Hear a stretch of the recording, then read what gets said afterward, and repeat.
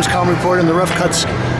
Today we're out here at Industry City and we're going to look at an exhibition titled Social Ecologies, curated by Greg Lindquist. And, well, we're going to impose ourselves on the curator here, Greg Lindquist. Now, I've known Greg for a while. I'm doing great.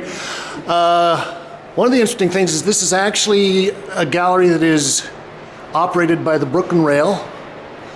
And this is at their new headquarters here at Industry City. And you've written for the Rail, and now you're editor of the art publication section as well, is that? I'm co-editor of the art books and review section. Art books and review. Well, let's just take a little walk through here, and we can chat about some of the pieces. Let's start out with this piece here, and I'm seeing we've got some dirt here on the floor, and we've got a projection and a shopping cart with plants in there. Why don't you tell us about this piece? This piece is by Trevor Paglen, and it's intercepted drone footage from U.S. military drone surveillance. And what's interesting about this piece is... Is that Bushwick or is that Red Hook? Well, we don't exactly know. The drone transmission was unencrypted. So because if it was encrypted, then it would be a much slower transmission. So because it's unencrypted, you can easily hack it. Download it. Exactly. And you don't have to run through all the encryption codes. Right. Why don't you tell us a little bit about... Okay, I'm going to cut you short.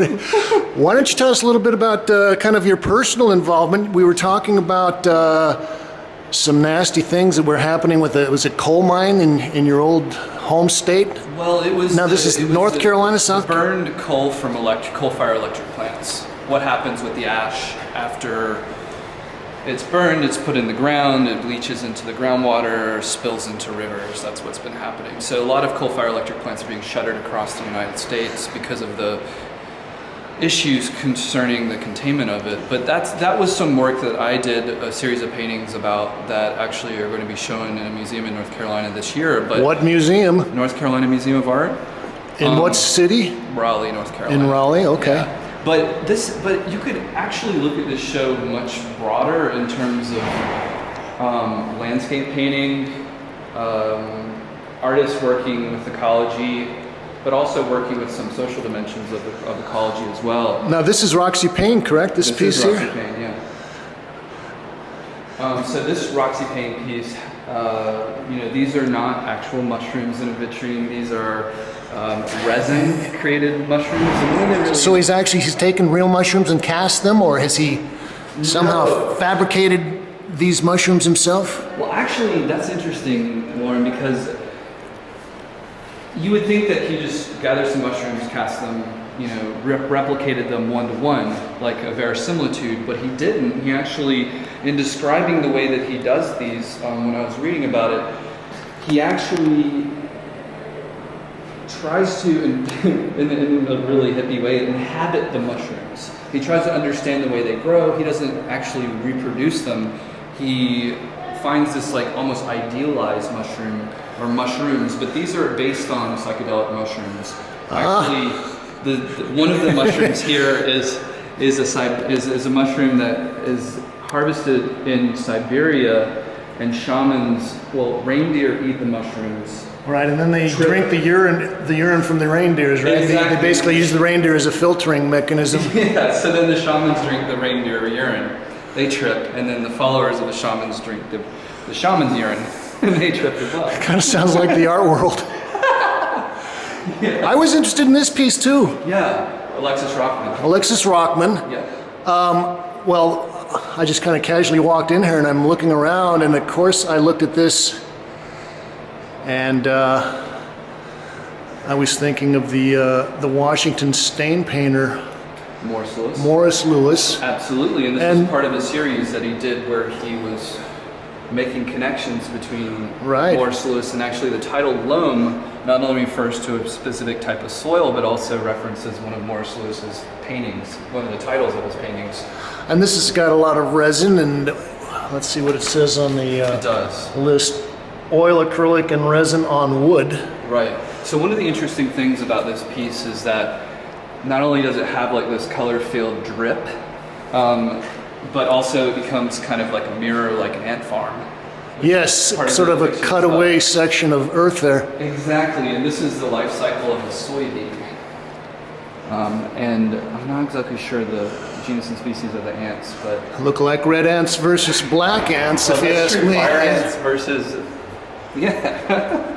So there's a little bit of cohabitation or competition going on. How about some of these other pieces along here? How about this photograph? Sure. So this is by the Canary Project, and it's actually a research station in Antarctica. But what I really like about it is that you have this it's like a Russian Orthodox church there in Antarctica. And I mean, this is not a surreal landscape. I mean, this is not a landscape that's been photoshopped together from someone's imagination. This is a real place. And it's a straight photograph that hasn't been altered. Exactly. Okay, and this is a big piece by Martha Rosler.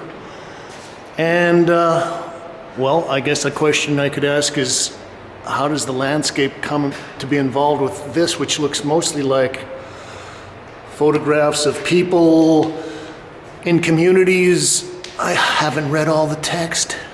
No, Deputy Inspector Terrence Herson, commander of the 94th Precinct. All right.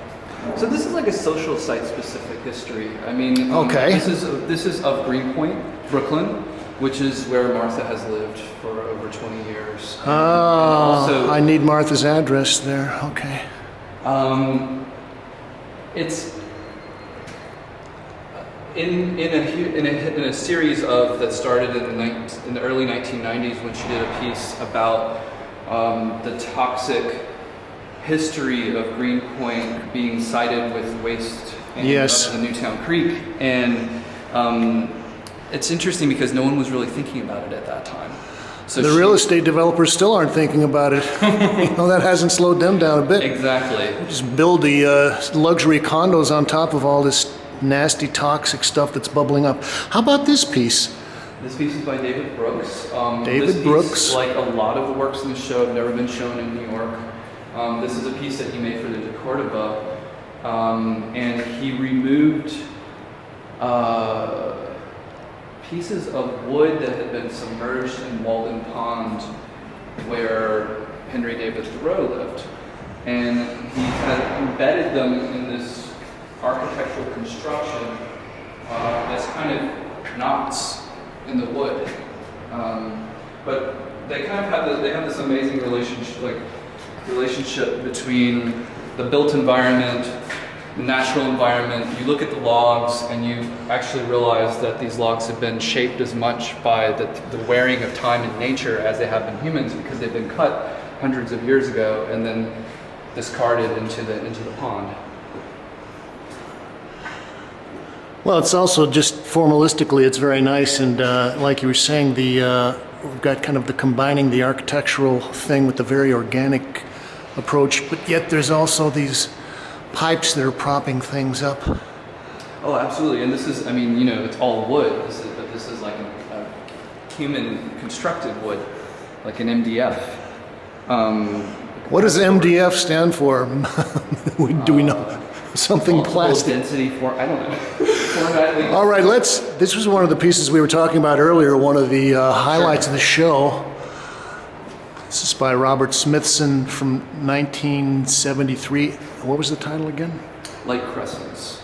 Lake Crescents. And this is just a photostat. It is a photostat with a grease pencil drawing on top of it. And this is in the year of his death. 1973, that's correct. So what's interesting about this piece is in the later part of Smithson's very short career, he went from thinking more about the specific histories of the sites to trying to work with industry doing land reclamation. So he sent many proposals to companies that had been doing strip mining and surface mining and wanted to build value for art being placed there, and also it called for them good press and attention. Right, and bad press. In certain ways, it's almost like the reverse of his essay. What was it, Monuments of Passaic or something like that, where he talks about how the industry had kind of changed the landscape of this part of New Jersey. So he's kind of taking that and trying to turn it back into something valuable, something aesthetically nice. Exactly. And we're also talking about these two pieces. By Rackstraw Downes. Rockstraw. And what I really love having both of them in conversation. I mean, for me as an artist, Rackstraw and Robert Smithson have been two very influential artists studying them. And so these Rackstraw painted two views of a cell phone tower in Presidio, Texas, one from morning light and one from afternoon light. And so for Rackstraw, painting is from observation. It's from careful empirical studies of seeing. And you can see that really manifested here with the palimpsest of the canvas, where he started with a smaller size and then Yes, we were noticing. on with staples, and the canvas is tacked onto some kind of fiberglass panel. More MDF. Yeah. And he's also known as I wouldn't say a photorealist, but a hyper-realist landscape artist. Absolutely. And these pieces are what? They're about 20 by 36, something like that. Mm-hmm. So they're not huge. I wanted to peek back here. We've got some other things. I'm not going to have time to run through all of it. Tell us a little bit about this little kind of a garden thing we've got going here. For a second. Sure. Run through this side. Okay. If that's possible. This is by artist Ellie Irons, and basically she did this very crazy, absurd thing where she wanted to collect all of the urban invasive species weeds from a 4-block radius of her Bushwick studio. And so there's the map.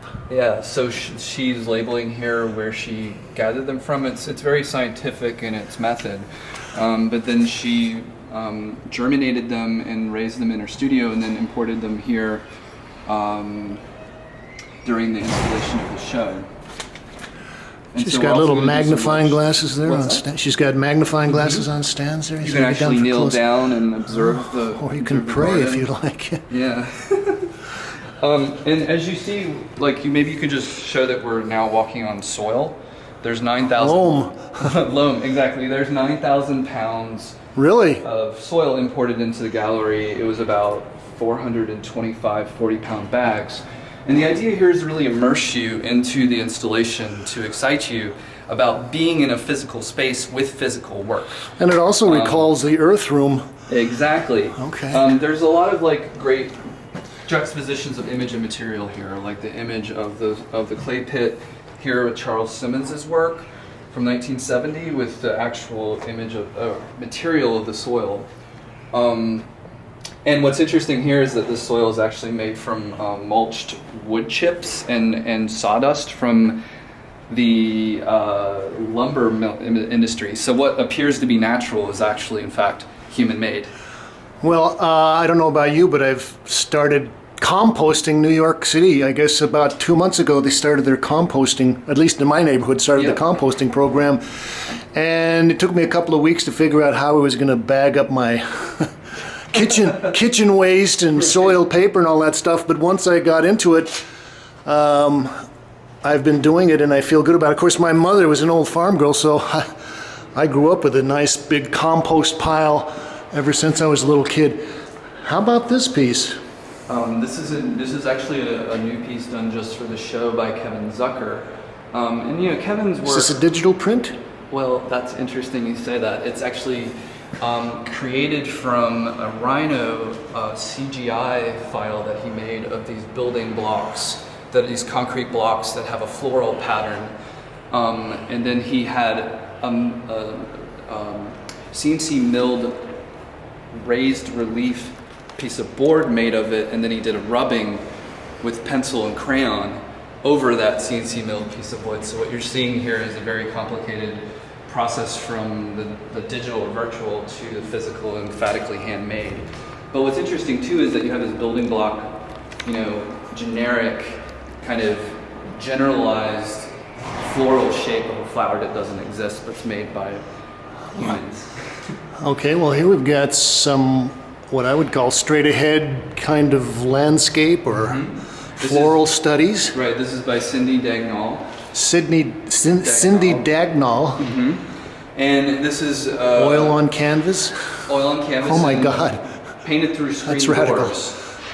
So what's interesting about her work too is that she's very open to different installations of it, and modularities of it, and so. So what we'd be doing, we'd be looking through a screen door, and that the spaces between the canvases would basically be where the wood lattices slot- between exactly. the panes of the Right, so we door kind of would set be. it up here to have a nice play off of Kevin's views. Okay, this well, is- we'll hit a few more Okay. pieces on the way out. Tell us about this piece. This is a piece by Marc Handelman. Marc And Handelman. Marc has this painting in the show as well as the triple bottom line redacted corporate sustainability reports on the other side of the wall. Okay. But Marc's work is really interesting because he's been doing these series of stone paintings of stone inlays that have been in corporate lobbies and also in like Renaissance churches as well. But what I like about this work is the materiality of it.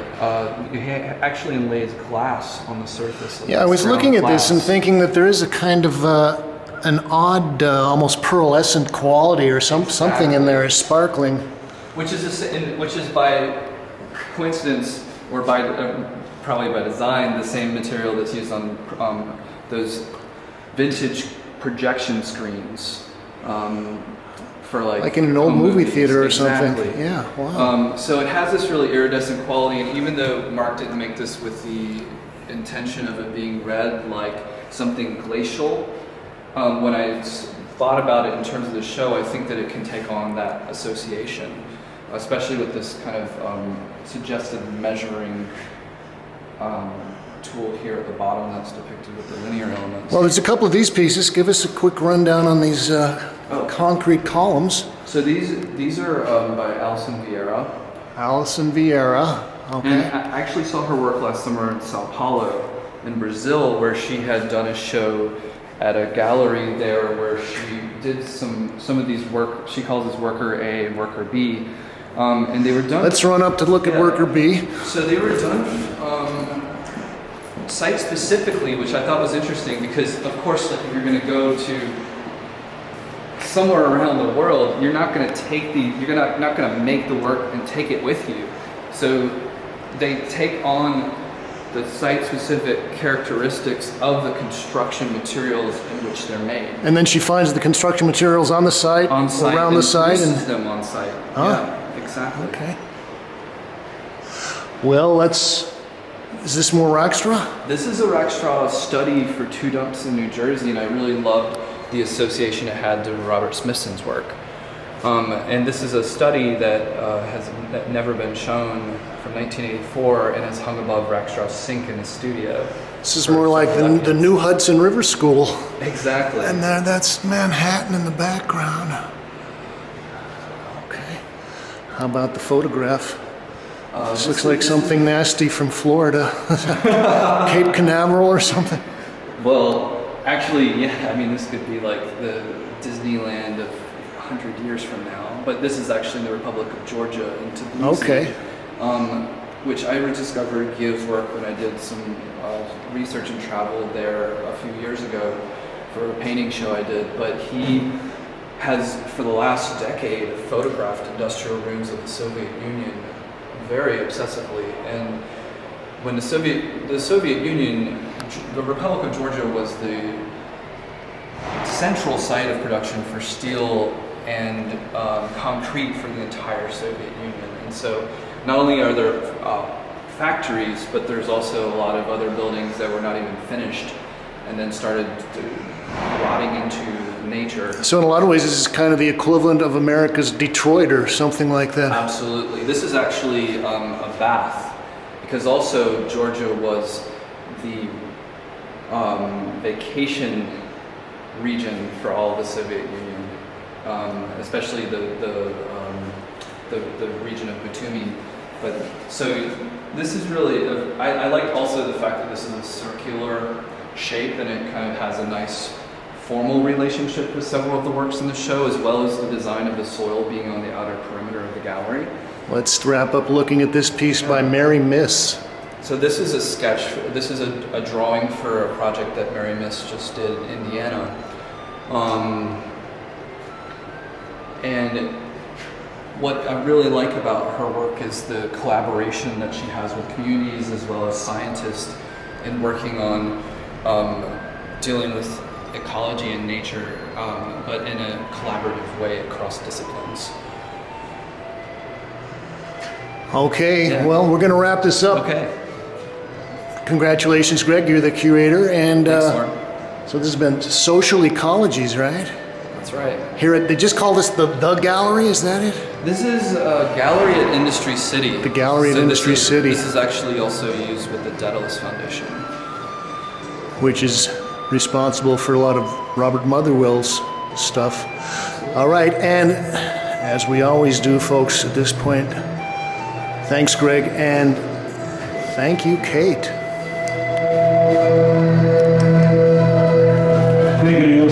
Thank you. Thank you. Merci. Thank you. Namaste, शुक्रिया, спасибо. Kamsahamnida. Thank you.